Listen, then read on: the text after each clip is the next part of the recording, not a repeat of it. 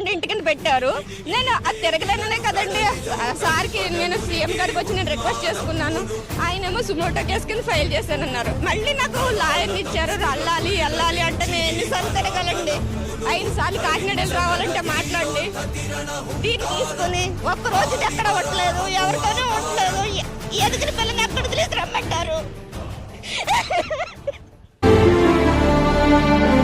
ఏ మహిమలు లేక ఏ మాయలు లేక నమ్మశక్యముగాని ఏ మర్మము లేక మనిషిగానే పుట్టి మనిషిగానే బ్రతికి మహిత చరితగా మహిని మిగలగలిగే మనికి సాధ్యమేనని పరంధాముడే రాముడై ఇలలోన నిలచి